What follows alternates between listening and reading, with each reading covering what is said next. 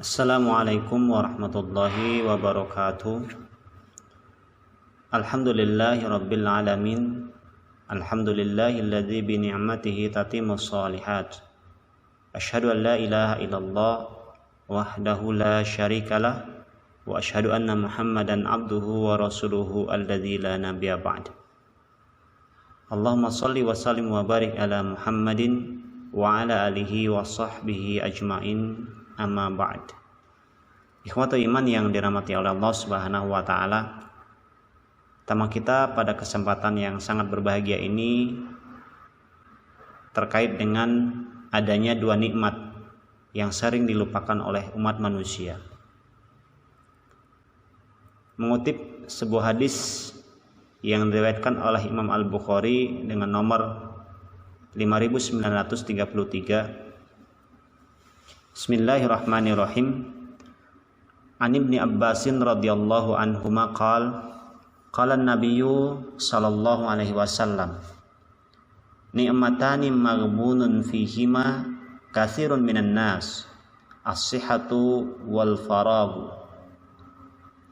Dari Ibnu Abbas radhiyallahu anhuma, dia berkata, Nabi sallallahu alaihi wasallam bersabda, dua kenikmatan kebanyakan manusia tertipu pada keduanya, yaitu kesehatan dan waktu luang.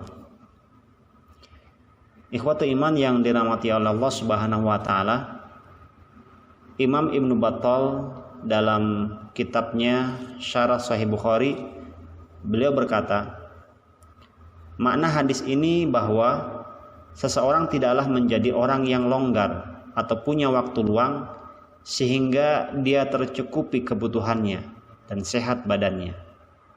Maka barang siapa yang dua perkara itu ada padanya, maka hendaklah dia berusaha agar tidak tertipu, yaitu meninggalkan syukur kepada Allah terhadap nikmat yang telah diberikan kepadanya, dan termasuk syukur kepada Allah adalah melaksanakan perintah-perintahnya dan menjauhi larangan-larangannya. Barang siapa melalaikan hal itu, maka dia adalah orang yang tertipu. Imam Ibnul Jauzi pernah berkata, kadang-kadang manusia itu sehat, tetapi dia tidak longgar waktunya karena kesibukannya dengan penghidupan. Dan kadang-kadang manusia itu cukup kebutuhannya, tetapi dia tidak sehat. Maka jika keduanya terkumpul, lalu dia dikalahkan oleh kemalasan melakukan ketaatan, maka dia adalah orang yang tertipu. Kesempurnaan itu adalah bahwa dunia merupakan ladang akhirat. Di dunia ini terdapat perdagangan yang keuntungannya akan nampak nanti di akhirat. Ikhwatu iman yang dirahmati oleh Allah Subhanahu wa taala, maka barang siapa menggunakan waktu luangnya dan kesehatannya di dalam ketaatan kepada Allah, maka dia adalah orang yang pantas diirikan. Dan barang siapa yang menggunakan keduanya di dalam maksiat kepada Allah, maka dialah orang yang tertipu. Karena waktu luang akan diikuti oleh kesibukan dan kesehatan akan diikuti oleh sakit. Jika tidak terjadi, maka akan datang masa tua atau disebut dengan pikun. Sebagaimana dikatakan orang, panjangnya keselamatan atau kesehatan dan tetap tinggal di dunia menyenangkan pemuda. Namun, bagaimana engkau lihat panjangnya keselamatan ataupun kesehatan akan berbuat, akan mengembalikan seorang pemuda menjadi kesusahan jika dia menginginkan berdiri dan mengangkat barang setelah sebelumnya di waktu muda tegak dan sehat, sebagaimana yang diungkapkan oleh Imam Ibnu Battal dalam Syarah Sahih Bukhari. At-Tayyibi rahimahullah pernah berkata, Nabi Muhammad SAW membuat gambaran bagi mukallaf, yaitu orang yang berakal dan dewasa, dengan seorang pedagang yang memiliki modal. Pedagang tersebut mencari keuntungan dengan keselamatan modalnya. Maka caranya dalam hal ini adalah dia memilih orang yang akan dia ajak berdagang. Dia selalu menetapi kejujuran dan kecerdikan agar tidak merugi. Kesehatan dan waktu luang adalah modal.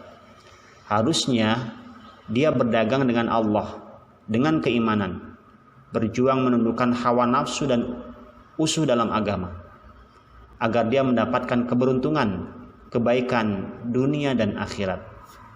Hal ini seperti yang difirmankan oleh Allah di dalam Quran surat As-Saff ayat 10. Ya ayyuhalladzina amanu hal adullukum ala tijaratin tunjikum min adzabin alim. Hai orang-orang yang beriman, sukakah kamu aku tunjukkan suatu perniagaan yang dapat menyelamatkan kamu dari azab yang pedih? Ikhwata iman yang dirahmati oleh Allah Subhanahu wa taala, Nabi Shallallahu alaihi wasallam dalam hadis tersebut mengatakan bahwa kebanyakan manusia tertipu pada keduanya. Hal ini senada dengan apa yang difirmankan oleh Allah di dalam Al-Quran surat Saba ayat ke-13. Wa qalilun min ibadiyasy syakur. Dan sedikit sekali dari hamba-hambaku yang berterima kasih. Al-Qadi Abu Bakar Ibnu Al-Arabi rahimahullah berkata, diperselisihkan tentang kenikmatan Allah yang pertama, yakni yang terbesar atas hamba. Ada yang mengatakan keimanan, ada yang mengatakan kehidupan, ada yang mengatakan kesehatan. Yang pertama yaitu keimanan lebih utama, karena hal itu kenikmatan yang mutlak alias menyeluruh. Adapun kehidupan dan kesehatan, maka keduanya adalah kenikmatan duniawi dan tidak menjadi kenikmatan yang sebenarnya kecuali jika disertai dengan keimanan. Dan di waktu itulah banyak manusia yang rugi, yakni keuntungan mereka hilang atau berkurang. Maka barang siapa yang mengikuti hawa nafsunya yang banyak memerintahkan kepada keburukan, selalu mengajak rileks, sehingga dia meninggalkan batas-batas Allah dan meninggalkan menekuni ketaatan, maka dia telah merugi. Demikian juga jika dia longgar, karena orang yang sibuk kemungkinan memberikan atau memiliki alasan berbeda dengan orang yang longgar, maka alasan hilang darinya dan hujah tegak di atasnya. Maka sepantasnya hamba yang berakal bersegera beramal soleh selama kesempatan masih ada. Menutup